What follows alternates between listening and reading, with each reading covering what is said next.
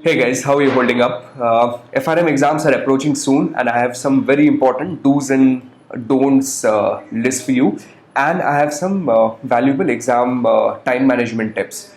All right, so some of the do's and don'ts for before the exams. First, sleep well. On the exam, you would have to think a lot and think fast. And if your brain is not operating at its full capacity, it's going to be trouble.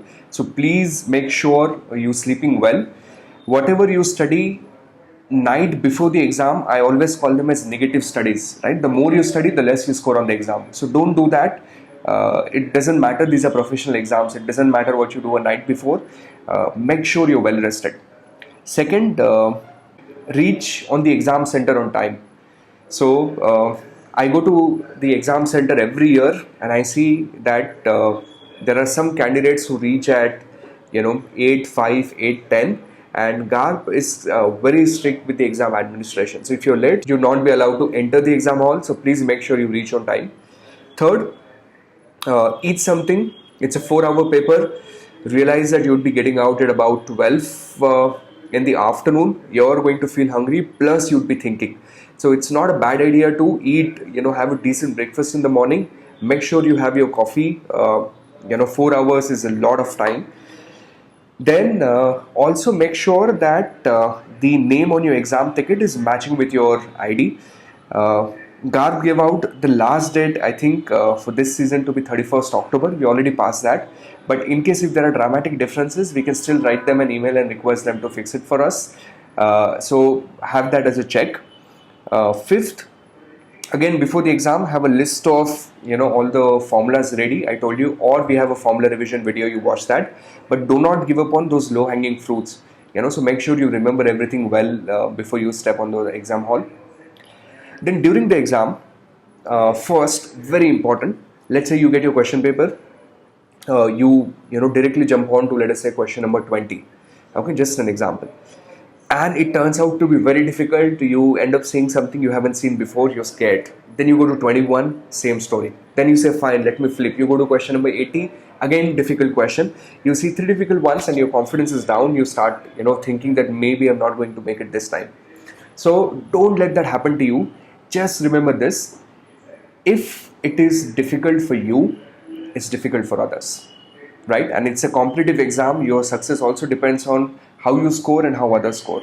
So please don't lose your confidence just because you've seen few difficult questions. It's all right to have difficult questions. It's all right not to know 15, 20 of them. You're still going to be all right. So just be smart.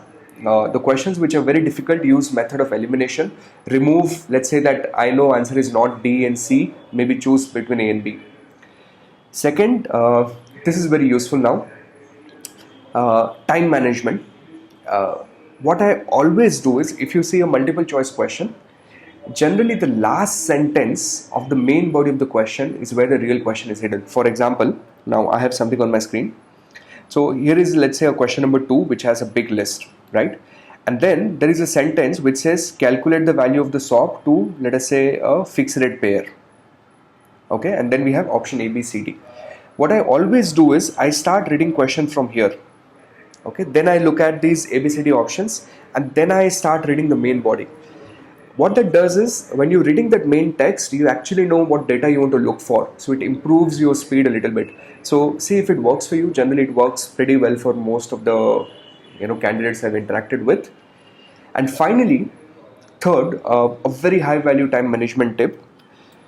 On the exam, we can roughly classify questions into 3 categories. First category of questions where your options A, B, C, D are some numbers, maybe value of a swap or something like that.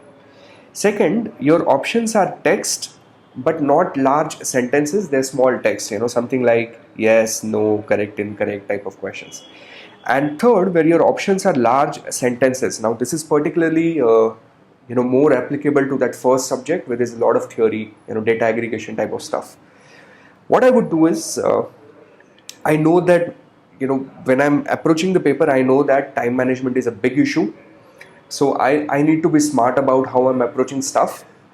So I will start with the number questions first, rather than doing sequence. So let's say I get my question paper, I look at question number 1, theory, okay, let me do it again, let me do it later.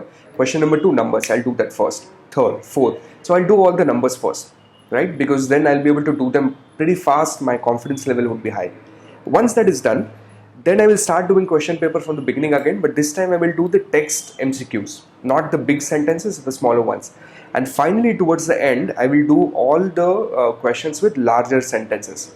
Okay, so this is again a strategy that works for a lot of candidates. We have some time for you to experiment and see if it works. And if it works well for you, I'll be very happy. So this is from my side, guys. Wish you all the best. You worked hard, you deserve to pass. Go, be confident, go there and give your best shot, and I'm sure things will work out.